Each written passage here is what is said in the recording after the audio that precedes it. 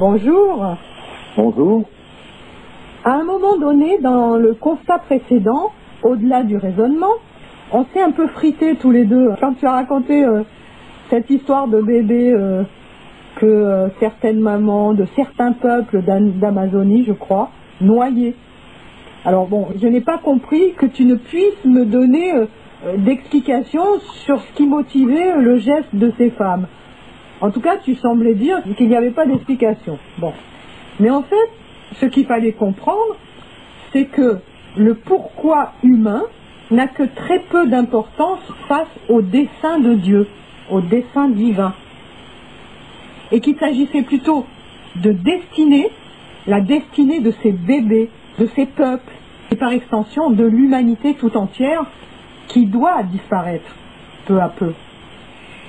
C'est un peu comme toute cette vague de suicides que l'on observe dans le monde du travail, tu vois, que ce soit en France, dans plusieurs secteurs d'activité, France Télécom, chez les paysans et autres, en Inde ou ailleurs, pour tous ceux qui prennent en pleine face la vague d'une mondialisation qui ne fait pas dans la dentelle, et où les gens sont acculés à ce genre de gestes, parce que plus aucune perspective, plus d'issue. On pourrait rajouter aussi toute cette jeunesse qui passe à l'acte, le suicide, dont l'étymologie latine signifie se massacrer soi-même, et que le milieu médical nomme dans son jargon autolyse, se détruire soi-même. Alors j'ai mon cousin de 14 ans, quand j'en avais 13, qui s'est autolysé, tu vois, sans raison apparente. Il a laissé un mot comme quoi le monde des adultes ne l'intéressait pas, tu vois. Un choc dans la famille. Enfin bref. Tout cela pour dire que finalement les raisons qui ont amené au passage à l'acte n'ont que peu de valeur. Qu'ils aient été motivés par telle ou telle raison importe peu. Ce qu'il faut retenir finalement, c'est que leur destinée à eux devait s'arrêter là, pour des raisons que Dieu seul connaît.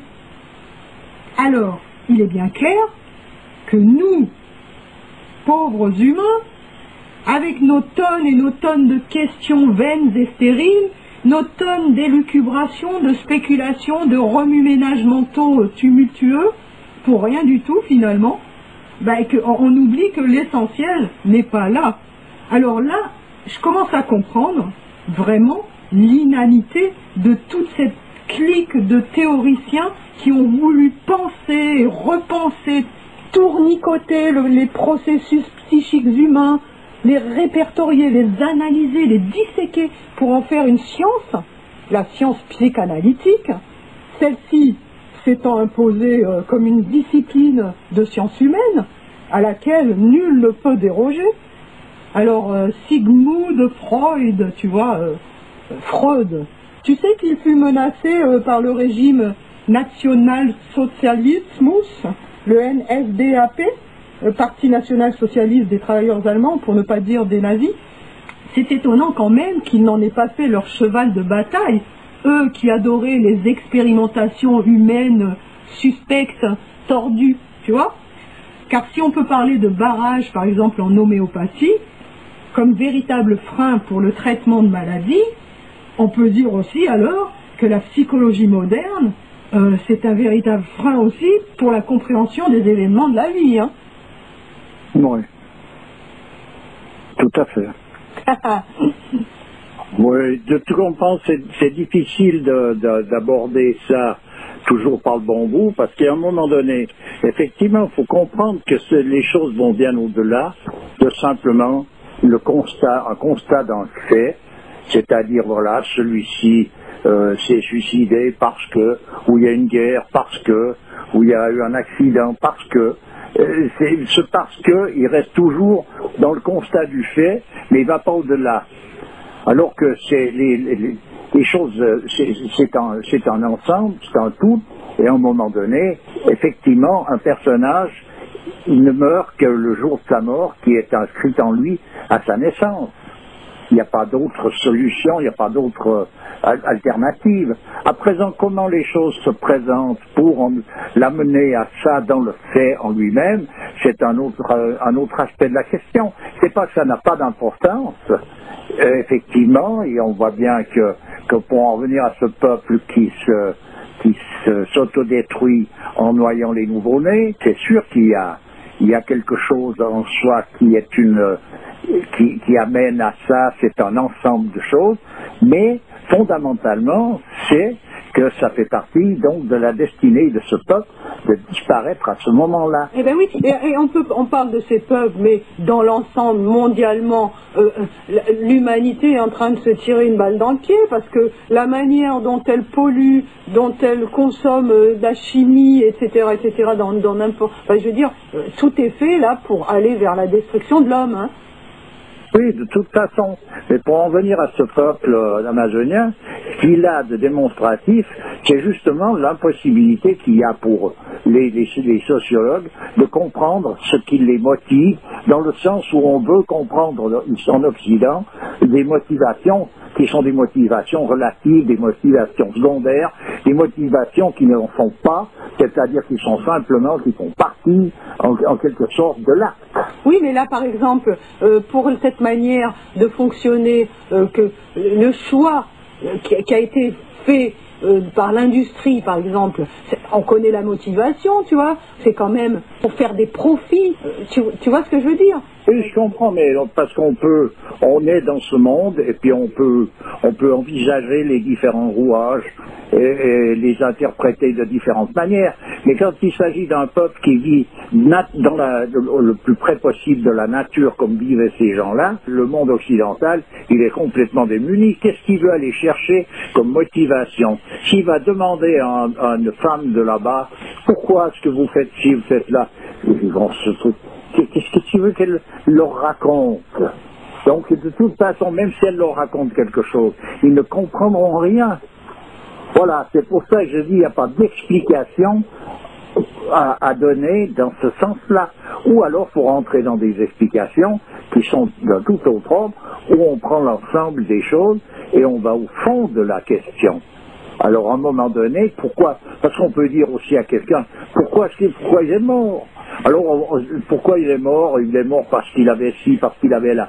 Mais il est surtout mort parce que la mort fait partie intégrante de l'existence, c'est-à-dire que quelqu'un qui naît, à un moment donné, il meurt parce que c'est normal, les choses sont comme ça. Oui, donc, il est mort parce que c'était l'heure de sa mort. Voilà, c'est ça il faut déjà ça. Ensuite de ça, si on veut rentrer dans les modalités qui font partie, en somme, de l'opération, c'est une autre affaire. Mais simplement, on ne résout pas grand-chose avec ça. Il n'y a rien à résoudre, parce qu'on peut faire que des constats. On constate que c'est... Voilà, il a pris sa voiture, il est arrivé à la croisée, il y en a un autre qui est rentré dedans, puis il est mort. Voilà, puis alors, donc ça va pour... C'est valable pour faire un constat pour une assurance, savoir qui c'est responsable et qui c'est qui va payer. Mais je veux dire, ça ne donne aucune indication sur la raison pour laquelle c'était l'heure de sa mort. En fait, toutes nos réflexions, on doit les orienter sur un plan vertical. Il faut revoir les choses par rapport à des données qui sont un peu plus fondamentales. Autrement, on n'en sort pas. C'est absolument nul. Ce pourrissement, c'est l'éloignement de l'homme de sa primordialité, de sa raison d'être. C'est-à-dire qu'à un moment donné, il rejette son origine, donc il s'éloigne du centre. Voilà la raison pour laquelle les choses en arrivent à prendre la forme qu'elles prennent. Finalement, tout ce qu'on peut voir actuellement et observer n'est que la conséquence de ce ratage-là. Oui, c'est sur le plan de la forme que ça prend. À présent, ça ne change rien de nouveau à une époque où les gens vivaient dans des conditions beaucoup plus normales, où ils étaient, disons, placés à la place qui leur revient, ça ne les empêchait pas de mourir non plus. C'est pas ça, mais simplement la forme que tout ça prend correspond justement à un problème d'éloignement du principe fondamental. Voilà, c'est ça. Parce que ce suicide collectif qui se produit, tu vois, récemment, on a 200 000 paysans qui se sont suicidés parce que pour les bienfaits de l'OGM, là, tu vois, les OGM qui ont été implantés à 90% dans le coton, ont amené ces gens dans des conditions misérables. Entre autres. Oui, entre autres, mais pour dire, évidemment, c'est des choses qui n'arrivaient pas à une certaine époque. Donc ça prend une tournure, on voit qu'on arrive au bout du rouleau, qu'on est dans un pourrissement total, et que l'ensemble de la civilisation déjà, et de l'humanité, est en train de se décomposer. Voilà, c'est tout. Ouais, tout à fait. Tu comprends? Alors évidemment, ça prend une forme particulière. Alors après, cette forme, on peut, bien sûr, comme je dis, il y a 200 000 personnes en Inde à cause du coton OGM. Alors la cause du coton OGM, elle reste relative par rapport à l'événement. Elle fait partie de l'événement en quelque sorte, mais elle n'est pas la raison fondamentale. La raison fondamentale, c'est cet éloignement de sa véritable raison d'être. Oui, en fait, ce sont des causes relatives. Et l'essentiel, c'est de comprendre la cause absolue, quoi, en fait, finalement. Ben, c'est la loi de cause à effet, mais il y a une cause à un moment donné qui est un point de départ, qui après ça fait boule de neige. Alors après, c'est la cause à effet, c'est parce qu'il y a eu ci, qu'il y a ça, parce qu'il y a ça, il y aura cela, parce qu'il y aura cela, donc ça veut dire ci, etc., etc. Mais simplement, il y a un point de départ. Et le point de départ, il consiste à justement être cet éloignement de sa primordialité. En fait, il y a une cause primordiale et après, il y a une réaction en chaîne de causes relatives. On peut voilà, c'est comme si tu lâches quelque chose ou tu déclenches une avalanche.